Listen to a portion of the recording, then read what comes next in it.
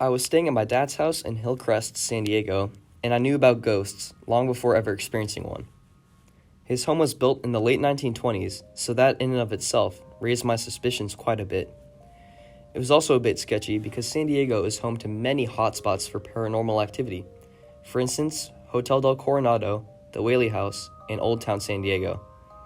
I've been to all these locations in the flesh, and they have all provided me with different experiences with the paranormal. This is where my story truly begins. The first thing I noticed about the living room of my dad's house was an old grandfather clock. I asked him about it, and he said that the previous owners left the clock when they left the house. After all the ghost movies I've seen, I've noticed that owners tend to leave older items in the house when they attempt to leave the paranormal entity with the house. Needless to say, I was a bit weirded out. My first night ever sleeping there, I awoke to a noise in the corner of my room. Blurry-eyed, I rubbed my eyes to try and get a grip of what was going on. There was a chair in the corner of my room that was backed up against the wall, and when I was finally conscious enough to notice, I saw a dark figure's eyes peering from behind the chair, and I couldn't seem to move. Chills were running up and down my spine, and I felt really cold. It stood up from its crunched position and walked across my room into the door. Without thinking, I chased after it while shaking off the numbness. I ran as fast as I could across my room, but when I stepped foot outside my door, the figure was nowhere to be found. I stayed up for the rest of the night watching Minecraft YouTubers on my phone because I was too afraid to go back to sleep. The next morning, I waited until my sister Ellie was awake before I texted her. I said, "Are you up yet?" and waited anxiously for a response. Once I got a text back, I was relieved. I told her to come into my room so that I could tell her everything I had seen the night before. I told her everything that I remembered from the night, and she didn't experience anything like it. She told me that she had slept soundly. I didn't mention a word about this to my dad, however, because there was still a thought at the very back of my head that told me that I was just seeing things, and nothing paranormal happened at all. Nothing strange happened during that day, but the house was oddly quiet, almost as if everyone inside was too afraid to awaken something. At about 9:30 that night, I got out of the shower, put on my PJs, and crashed onto my bed. Wary of what happened the night before, I stayed up watching YouTube again until my eyelids became too heavy to keep open. Later that night, I was awakened to the sound of an out-of-tune piano playing downstairs and people chattering. I checked the time on my phone, and it was 3:34 in the morning. I don't know what I was thinking when I decided to follow the noise.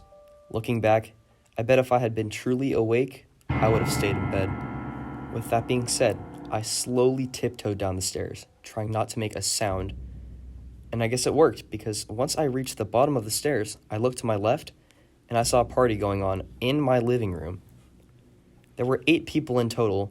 They were all very well dressed and dancing with one another, boy to girl. The piano player looked oddly familiar, but I couldn't exactly identify who or what it was at the time. All I was able to identify was the fact that he had glowing white skin and was wearing a top hat and a suit. No color anywhere, just black and white. I guess I must have been staring for a bit too long, because everything froze in time.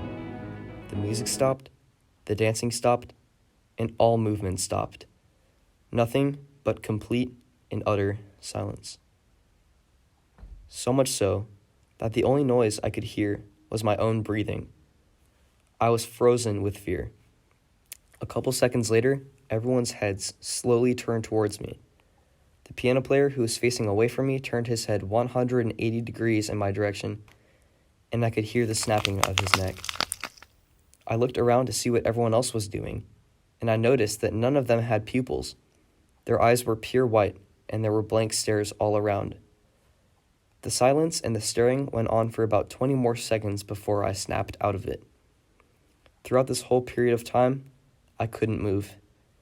All up until the piano player turned his head back around, faced the piano, and started playing, the trance was broken. Everyone's head turned back in an instant, and the dancing continued on. When this happened, I raced back upstairs and flung myself into my bed. I was terrified, shaken to the bone, and my teeth were chattering, and I could see my arms shaking, and I couldn't force myself to fall back to sleep.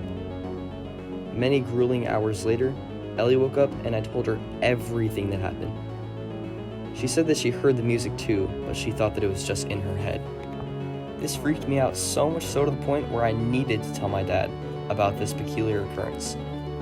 I asked him if he knew about any strange events that happened at the house, and he said that a horrendous murder happened during a house party only months after the house was built, approximately at 3:34 in the morning. Wow, that explains a lot, doesn't it? But just you wait, the story doesn't end there. At this time, I still had 3 more nights in my dad's house before I had to go home. The rest of that day carried on like the day before, and again, nothing happened throughout the day. Although, I must admit, I felt an odd sense of calmness, mostly because I understood what had happened, and the true tragedy that occurred.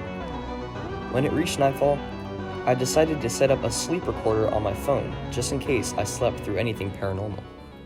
I awoke to the sound of what I thought was my alarm going off, so naturally, I reached for my phone to silence it. However, I soon realized that I didn't even have an alarm set in the first place. I checked my phone, and it was 3:34 in the morning, and the sound I heard wasn't even familiar to me. That's when I realized the chiming of a grandfather clock.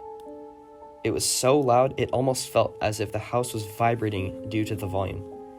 I texted Ellie as soon as I realized what was going on, and she responded immediately. She told me that she heard the chimes too, and I suggested that she come into my room so that we could investigate together. Once she got to my room, we were ready to make our way downstairs and investigate.